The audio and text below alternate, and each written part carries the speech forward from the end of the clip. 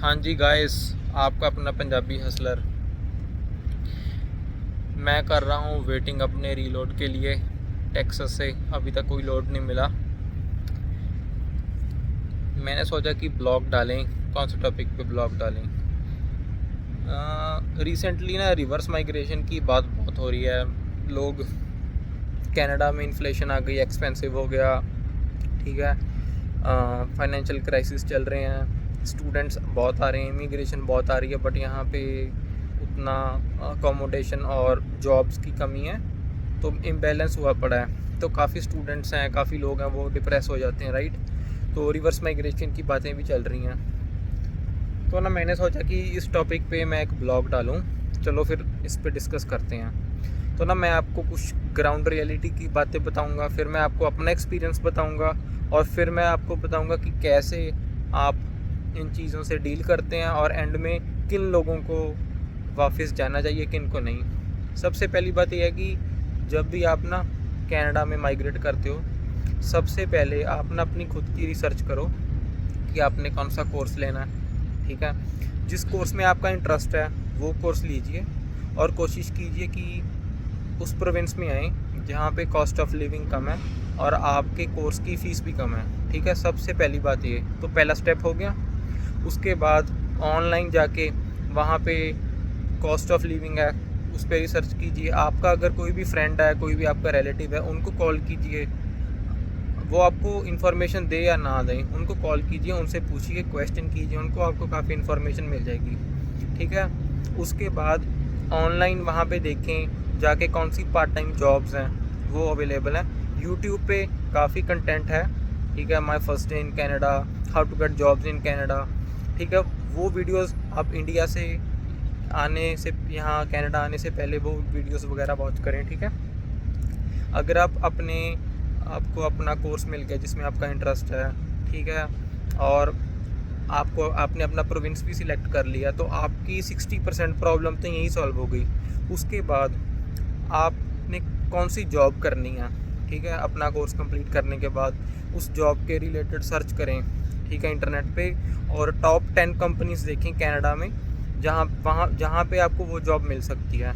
और लिंक्डइन पे आप अपनी प्रोफाइल बनाएं। लिंक्डइन पे आपने अपनी प्रोफाइल बना ली, ठीक है। उसके बाद उन लोगों से कनेक्ट कीजिए जो जॉब टाइटल आप चाहते हैं, उस जॉब टाइटल को ऑलरेडी उन लोगों ने हासिल किया हुआ है और वो जॉब कर रहे हैं, तो उन लोगों से कनेक्ट कीजिए लिंक्डइन पे, ठीक है। और उन कंपनीज़ के बारे में रिसर्च करना स्टार्ट कीजिए, और अगर हो सकता है तो ऑफिस भी विज़िट करके आएँ, इन पर्सन जाके आएँ। उन कंपनीज़ के एचआर को मिल सकते हैं, आप जाके रिसेप्शनिस्ट को कह सकते हैं कि I want to meet an HR of this company, right. तो वहाँ जाके मिल के आएँ और उनको एक्सप्रेस कीजिए कि आप यहाँ पे काम करना चाहते हैं।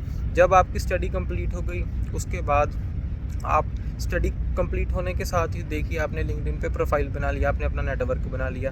तो ये सब कुछ करने से ना आपका जो फोकस है वो एक पर्टिकुलर चीज़ की तरफ लगा रहेगा, आप डिस्ट्रैक्ट नहीं होंगे, ठीक है।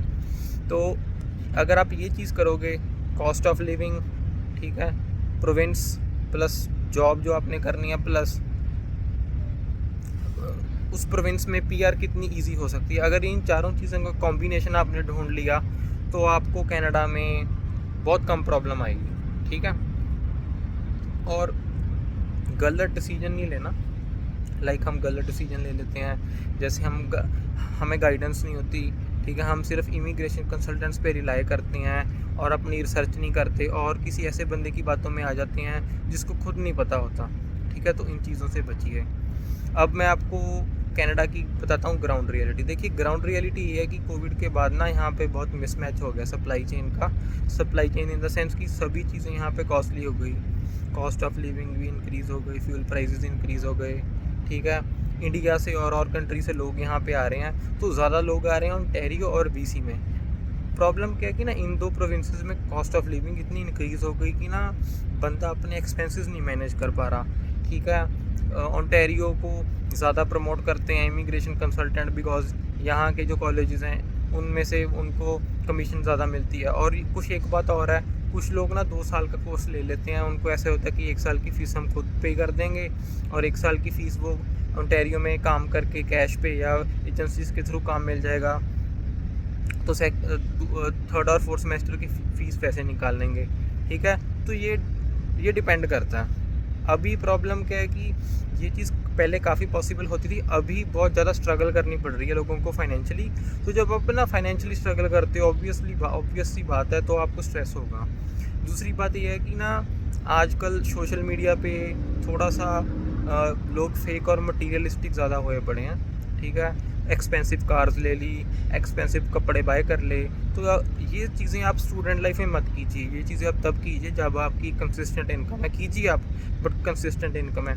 स्टूडेंट लाइफ में, ठीक है, नॉर्मल रहें, ज़्यादा से ज़्यादा सेविंग करें और टू द पॉइंट अपनी लाइफ में एक्सपेंसेस करें। अगर आप टू द पॉइंट चलेंगे ना, आपको स्ट्रेस नहीं होगा, ठीक है। आप सेविंग्स करेंगे, ठीक है, कम पैसे खर्चेंगे, तो आपकी लाइफ अच्छी रहेगी। बिकॉज देखें, जब आप जॉब करेंगे ना, आपकी कंसिस्टेंट इनकम रहेगी, तो आप काफ़ी चीज़ें जो अपनी लाइफ में करना चाहते हैं वो कर पाएंगे, बिकॉज तब आपकी इनकम कंसिस्टेंट होगी, ठीक है। और आप पे लाइबिलिटी नहीं होगी। अगर आपने पहले ही अपने आप पे लाइबिलिटीज़ चढ़ा ली, जैसे एक्सपेंसिव कार ले ली, ठीक है, एक्सपेंसिव कपड़े बाय कर लिए, और सबसे बड़ी बात, अपना जो सर्कल है ना, फ्रेंड सर्कल, उन लोगों में रखें जो ग्रोइंग है, ठीक है, जो यहाँ पे कुछ कर रहे हैं, ना कि उन लोगों में रखें जो सिर्फ शो ऑफ करने में लगे हुए हैं, ठीक है, या जो सिर्फ मटीरियलिस्ट हैं, ठीक है। ये चीज़ बहुत मैटर करती है।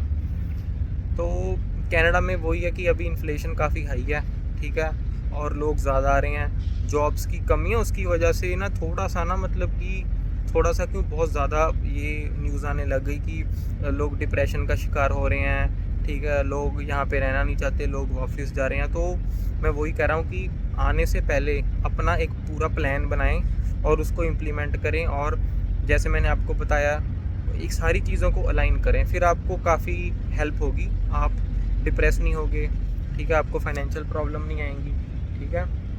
और तीसरी बात मैं आपको बताऊंगा कि मेरा जो एक्सपीरियंस है ना, मैं इंटरनेशनल स्टूडेंट आया था, जब मैं इंटरनेशनल स्टूडेंट आया था, तो बाकी जब मैं कनाडा में एज ए इंटरनेशनल स्टूडेंट आया था 5 साल पहले 2017 में, तो मैं रिसर्च करके आया था। तो मैंने क्या किया था, मैंने ना पहले तो देखा था कि कौन सा कोर्स मुझे लेना चाहिए, तो मैंने HR का कोर्स सिलेक्ट किया था, वो भी मैंने खुद रिसर्च की थी, ठीक है। और मैं काफ़ी इमिग्रेशन कंसल्टेंट्स के पास गया था, वो सारे प्रमोट कर रहे थे ओंटारियो को। और फिर मैंने अपने फ्रेंड्स को और रिलेटिव्स को कॉल किया ओंटारियो में और कनाडा में, उनसे पूछा कि कॉस्ट ऑफ लिविंग कितनी है। तो ऐसे ना मुझे 6 महीने लग गए थे एक्स्ट्रा, ठीक है। तो मैंने क्या किया, सारी रिसर्च की। पहले तो मैंने अपना कोर्स सिलेक्ट किया, सिटी सिलेक्ट की, इमिग्रेशन सिलेक्ट की, कौन से प्रोविंस में इमिग्रेशन ईजीली होगी, ठीक है। प्लस मैंने ये सिलेक्ट किया कि मैं कौन सी जॉब करूँगा, HR के बाद मैं कौन सी जॉब्स कर सकता हूँ। तो ऐसे मैंने ना यूनिवर्सिटी ऑफ विनीपेग सिलेक्ट की, 1 साल का कोर्स लिया और एक बजट बनाया। तो जब मैं आया था तो मेरा $30,000 मेरा टोटल खर्चा आया था, GIC प्लस फीस प्लस यहाँ पे आने का खर्चा। तो 30,000 का मैंने बजट बनाया था, ठीक है। और राइट वे जब मैं आया था तो मुझे तकरीबन 4 महीने लगे थे जॉब ढूंढने में, ठीक है। तो मैंने जॉब भी ढूंढ ली थी, और साथ के साथ ना मैं अपनी यूनिवर्सिटी में जितने भी वहाँ पे इवेंट्स होते थे, जहाँ पे ऑलरेडी वहाँ के लोग पढ़े हुए जिनको जॉब्स मिली थी, उनके साथ मैंने नेटवर्किंग करनी स्टार्ट कर दी। और मेरे साथ काफ़ी स्टूडेंट से जो पार्ट टाइम जॉब्स करते थे, मैं सबके साथ मैंने उनके फ़ोन नंबर ले लिए थे, उनके साथ मैं लिंक्डइन पे कनेक्ट हो गया था और उनसे पूछता रहता था फ़ोन करके कि जॉब है या नहीं है। ये एक्स्ट्रा एफर्ट करने से मुझे काफ़ी हेल्प मिली थी। तो तकरीबन 1 साल मुझे लग गया था। तो 1 साल में मैंने सबसे पहले तो मैंने क्या किया, मैंने पार्ट टाइम जॉब्स की, मैं होटल में लगा था, ठीक है। फिर उसके बाद मैंने स्किप द डिशेस की डिलीवरीज भी की। ऐसे करके मैंने मतलब अपने एक्सपेंसेस, जैसे मेरा 1 महीने का खर्चा होता था $700 to $800, वो मैं अपनी पार्ट टाइम जॉब से निकालता था, ठीक है। और अपने खर्चे कम रखता था, मैं शेयरिंग में रहता था, अपने फूड का खर्चा भी कम रखता था और शॉपिंग भी कम करता था। ऐसे मैंने क्या किया, मैं ना फाइनेंशियली अपने माइंड पे स्ट्रेस नहीं डालना चाहता था, मैं कम खर्चा करता था, ठीक है। काम भी मतलब मैं लिमिटेड करता था। उससे क्या होता था ना, मैं अपने एक्सपेंसेस मैनेज करने की वजह से और चीज़ों पे फोकस कर पाता था। जैसे मैंने नेटवर्किंग बहुत की, रिसर्च बहुत की, और जो इवेंट होते थे उनको मैं अटेंड करता था, ठीक है। मुझे काफ़ी बारी रिजेक्शन फेस करनी पड़ी, बट समहाउ मैं मैनेज करता गया और पूरे जब मेरी स्टडी कंप्लीट हो गई उसके बाद फिर मैंने डिसाइड किया कि अब मैं कौन सी जॉब करूं। फिर मैंने क्या किया, मैंने काफ़ी जॉब्स के लिए अप्लाई किया। तो वो कहते थे कि आपके पास एक्सपीरियंस नहीं है, हम आपको जॉब नहीं देंगे। बट मैं अप्लाई करता गया और मैंने अपनी पार्ट टाइम जॉब कंटिन्यू रखी। और मैंने अपने आप को टारगेट दे लिया था कि मतलब 90 डेज़ में मैंने इतनी जॉब्स के लिए अप्लाई करना है, इतने लोगों से फॉलोअप करना है। तो ऐसे मुझे एक ऑफिस जॉब मिली अच्छी, ठीक है। तो वो रिक्रूटमेंट के रिलेटेड थी। वो जॉब की मुझे एक्सपीरियंस मिला, ठीक है। मुझे किसी ने रेफ़र किया था, तो वो रेफरेंस के बाद फिर उसके बाद मैंने रिसर्च करनी स्टार्ट की कि कौन सी कंपनीज़ हैं जो ज़्यादा बेटर पे करती हैं। तो फिर मैंने एक बड़ी कंपनी थी उसमें अप्लाई किया, तो वो वहाँ मुझे जॉब मिल गई, ठीक है। तो ऐसे मुझे जो मेन ब्रेक थ्रू था वो मुझे मिला था 2018 में, ऑलमोस्ट 1 साल 2 महीने बाद। जब वो मुझे ब्रेक थ्रू मिला तो मैंने एक बड़ी अच्छी कंपनी में बड़ी अच्छी जॉब ढूंढी, ठीक है। वहाँ पे मैंने देखा कि यहाँ पे मैं काफ़ी ग्रो कर सकता हूँ। उसके साथ मैंने एक और पार्ट टाइम जॉब ढूंढी, वो भी ऑफिस से थी। तो मैं 2 जॉब्स करता था। तो उन 2 जॉब्स में मैंने काफ़ी ज़्यादा नेटवर्किंग की, ठीक है। तो वो जॉब्स थी, वो थी सप्लाई चेन एंड लॉजिस्टिक्स के रिलेटेड। तो मुझे लगा कि लॉजिस्टिक्स में भी अच्छा कैरियर बन सकता है। तो लॉजिस्टिक्स में मैंने ऐसे जॉब ढूंढी और फिर मैंने 3 से 4 साल वो दोनों जॉब्स की। फिर मेरी अच्छी ग्रोथ हुई, ठीक है। तो जितना टाइम मैंने वो दोनों जॉब्स की ना, मैं फाइनेंशियली भी सिक्योर था, ठीक है। मैंने पैसे भी सेव किए, मैंने बैक होम भी पैसे भेजे। और उसके बाद मतलब मुझे काफ़ी ज़्यादा पोटेंशियल दिखने लग गई थी कि मैं कैसे प्रमोट हो सकता हूँ, कौन सी कंपनीज़ में और जॉब कर सकता हूँ। तो मेरा 5 साल का एक्सपीरियंस ये सबसे पहले यही कहूँगा कि सबसे पहले ना आप अपना प्रोविंस, अपना कोर्स, ठीक है, कॉस्ट ऑफ लिविंग और अपनी पीआर, ये चारों चीज़ों को अलाइन करें, ठीक है। अगर आपने ये चीज़ें अलाइन कर ली तो आप बहुत ज़्यादा और लोगों से आगे निकल जाओगे, आपका स्ट्रेस लेवल कम हो जाएगा। उसके बाद, ठीक है, जब आपने जॉब ढूंढनी है, सिर्फ फिर आप अपनी स्पेसिफिक फील्ड में ना अप्लाई करें, और फील्ड्स में भी अप्लाई करें, ठीक है। करते रहें, रिजेक्शन जितनी मर्जी मिले, ठीक है। अपने आप को इम्प्रूव करते रहें, ठीक है। नेटवर्किंग करते रहें। अगर आपको एक अपॉर्चुनिटी मिल गई, उसको एनालाइज़ करें कि ये अपॉर्चुनिटी कैसी है, ठीक है। वो अपॉर्चुनिटी ग्रैब करें और उसको करें, और उसके साथ फिर जो आप करना चाहते हैं उस पर रिसर्च करते रहें। अगर ये अप्रोच रखोगे तो आपका स्ट्रेस लेवल, एंग्जाइटी, डिप्रेस, ये तीनों चीज़ें बहुत कम रहेंगी, ठीक है। अब मैं बात करता हूँ कि अब मैं बात करूँगा कि जैसे रिवर्स माइग्रेशन की बात हो रही है, तो रिवर्स माइग्रेशन की बात ये है कि ना, जौन से लोगों के पास इंडिया में अच्छी जॉब्स होती हैं, जो फैमिली से वेल ऑफ होते हैं, या जिनको ना मतलब जो रिसर्च नहीं करके आते, जो मतलब और उनका कुछ ऐसा सर्कल बन जाता है, वो लोग नेगेटिव, उनको नेगेटिव लोग मिलते हैं, तो वो ना खुद नेगेटिव हो जाते हैं। तो अगर ना कोई वापस जाना चाहता है, ठीक है, अगर आपके पास कुछ रिलाय है बैक करने, आपके पास रिलाय है कि आप बैक होम, आपके पास अच्छी प्रॉपर्टी है, ठीक है, और बैक होम आपको जॉब मिल सकती है, या बैक होम आपने ऑनलाइन रिसर्च कर ली कि आपने इंडिया जाके क्या करना है, तो आपको क्या करना चाहिए? तो आपको ये स्टेप लेना चाहिए। अगर आपको लग रहा है कि नहीं यार, मैं यहाँ पे आके तो मैं नीचे आ गया, इंडिया में मैं अच्छा था, अगर आपके पास कुछ है वहाँ पे रिलाई करने के लिए, ठीक है, आप वहाँ पे जाके जो मतलब और बेटर अपॉर्चुनिटीज़ आपको मिल सकती हैं, तो आपको डेफिनेटली, अगर आपको लग रहा है कि यार यही सोल्यूशन है, तो आपको जाना चाहिए। अगर आपके पास देखें, अगर आपने फाइनेंशियली डिसीजन ले लिया, इतनी इन्वेस्टमेंट भी कर दी, ठीक है, और अब आप डिप्रेशन और एंग्जाइटी में हैं, तो आप हार मत मानिए। सबसे पहले तो आप ये देखिए कि आप वो पैसे की रिकवरी कैसे कर सकते हैं। जल्दी से जल्दी उस पैसे की रिकवरी करें, ठीक है। पीआर लें अपनी, ठीक है। उसके बाद आपने पैसे की रिकवरी कर ली, आपने पीआर भी ले ली, और आप लोगों के साथ नेटवर्किंग करें, ठीक है, यहाँ पे कनाडा में। उनसे पूछें कि आप अपनी फील्ड में क्या कर सकते हैं, ठीक है। देखिए, जब अगर आप ये चीज़ करेंगे ना, तो आपको एक बेनिफिट होगा कि आप पीआर लेने के बाद इंडिया जाके 1 साल अपने आप को दे सकते हैं, कि 1 साल अपने आप को दें, इंडिया जाएं और वहाँ पे ट्राई करें कि आपको कोई अपॉर्चुनिटी मिल रही है, कि उस अपॉर्चुनिटी का इतना अच्छा पेइंग लेवल है कि आप इंडिया में ही अच्छी तरह से रह सकते हैं। अगर उस 1 साल में आपको कोई अपॉर्चुनिटी इंडिया मिल जाती है, और आपकी होम कंट्री में आपको कोई अपॉर्चुनिटी मिल जाती है, तो डेफिनेटली आप वापस जा सकते हैं, ठीक है। दूसरी बात यह है कि कुछ लोग यहाँ पे मतलब लोनली बहुत फील करते हैं, ठीक है।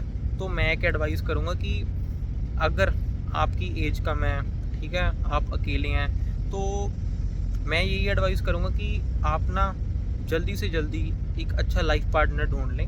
लाइफ पार्टनर आप ढूँढ लें, और अगर आप 2 जाने हो जाओगे तो आपकी इनकम इंक्रीज़ होगी, आपका दिल भी लगेगा, और आपको ना फिर जब आप 2 जाने हो गए, आपके लेवल से स्ट्रेस लेवल कम हो जाएगा।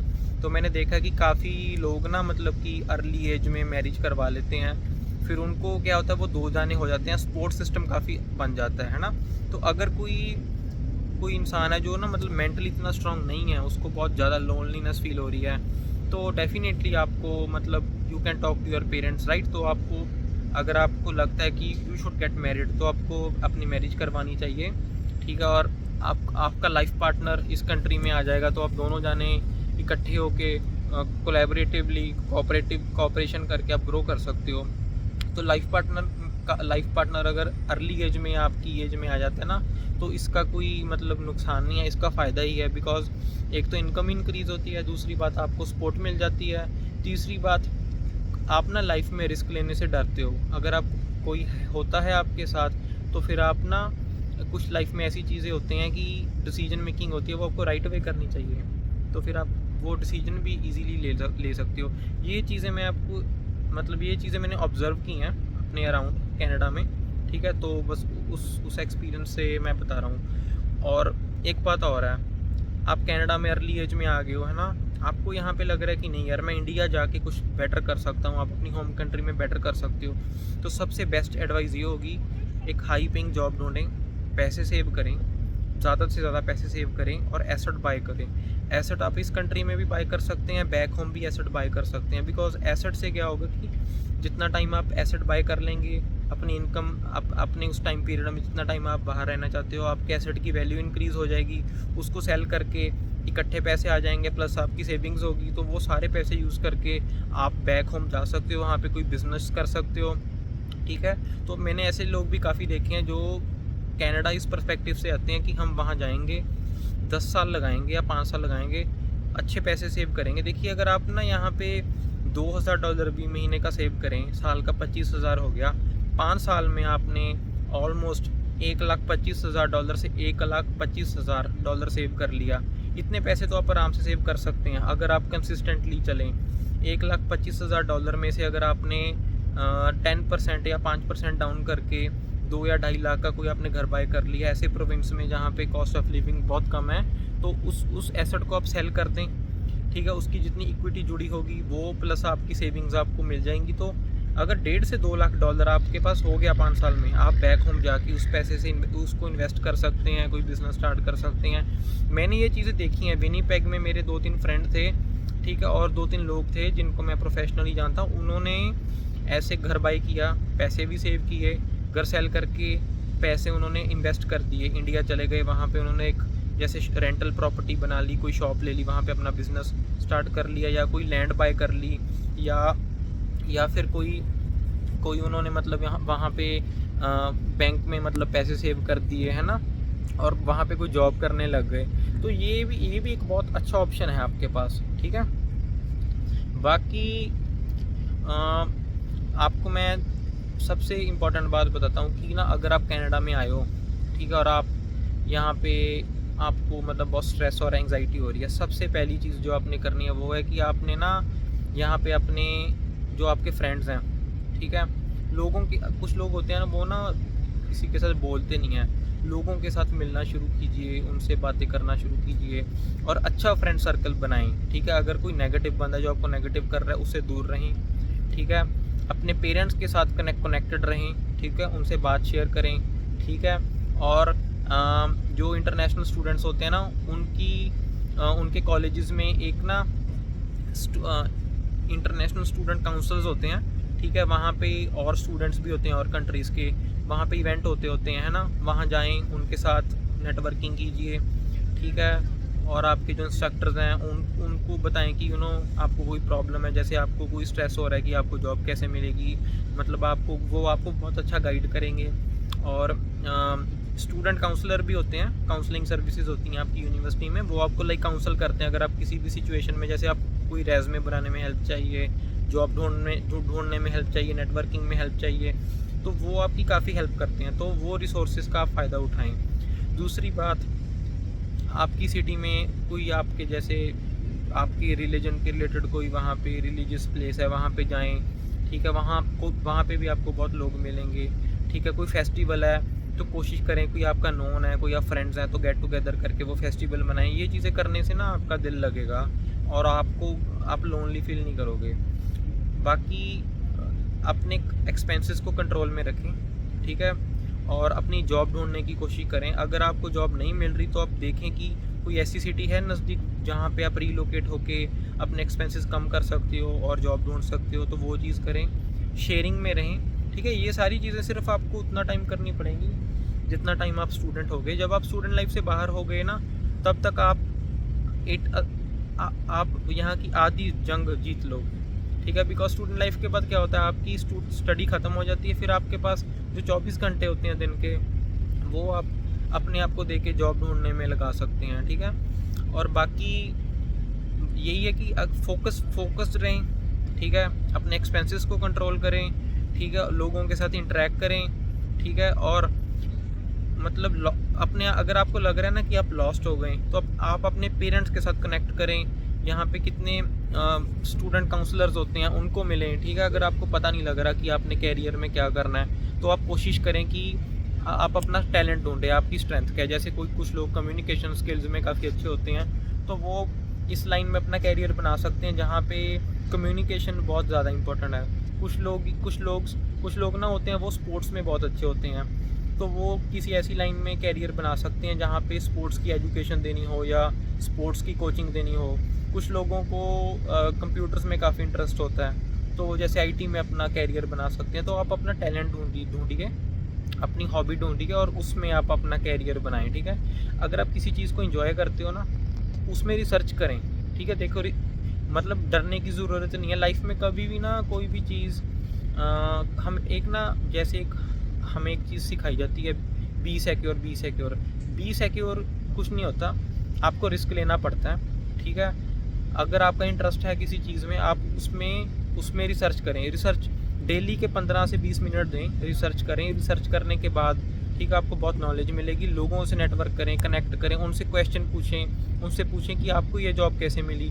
उसके बाद, ठीक है, जॉब्स के लिए अप्लाई करना स्टार्ट करें। जॉब मिले या ना मिले, ट्राई तो करें। आधे लोग तो ट्राई नहीं करते, आपको रिग्रेट नहीं रहेगा कि आपने कोशिश नहीं की। अगर आप एफर्ट करोगे, आपको ज़रूर कुछ ना कुछ सीखने को मिलेगा। तो यही सारी चीज़ें मैं आपको बताना चाहता था।